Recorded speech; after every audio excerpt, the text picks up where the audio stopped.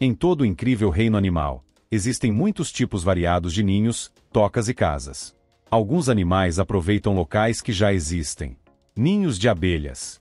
Podemos estar mais familiarizados com as colmeias estruturadas das abelhas melíferas, mas existem muitas outras espécies de abelhas selvagens que constroem ninhos de diversas formas.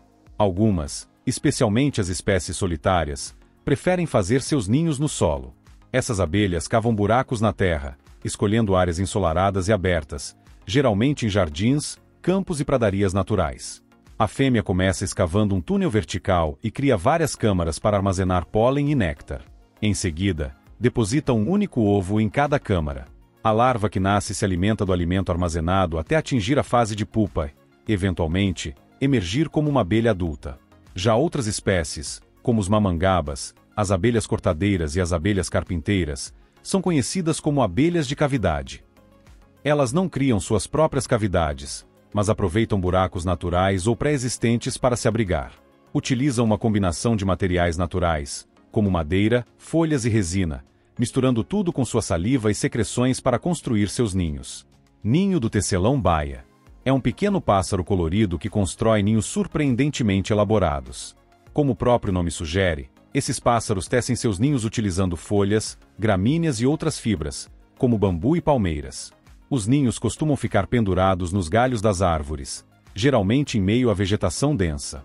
Esses pássaros escolhem galhos altos e, frequentemente, suspendem seus ninhos sobre corpos d'água para afastar predadores. Eles tecem uma estrutura em formato de lágrima, extremamente bem entrelaçada, que fica pendurada no galho. Os machos podem gastar dias ou até semanas construindo os ninhos, exibindo suas habilidades para atrair as fêmeas. As fêmeas escolhem seus parceiros com base na qualidade do ninho e nas habilidades de construção do macho. Esse comportamento faz parte do ritual de acasalamento da espécie, funcionando como um sinal da força e da aptidão do macho. Ninho do pássaro alfaiate. Este pássaro tem um nome que revela seu talento. O pássaro alfaiate literalmente costura seu próprio ninho. Com penas verde brilhantes e uma cauda elegante, ele constrói seu ninho unindo folhas com a ajuda de seu bico, que funciona como uma agulha. Em vez de utilizar gravetos e galhos da maneira tradicional, o pássaro alfaiate escolhe folhas como material principal e as costura com fibras vegetais. Assim como outras aves desta lista, são os machos que constroem os ninhos como parte do ritual de cortejo. Eles podem fazer vários ninhos em uma área, exibindo-os para as fêmeas. Se uma fêmea achar um ninho adequado, ela o escolhe, e o casal segue para a próxima fase do acasalamento. Ninho do pássaro joalheiro de Vogelkup.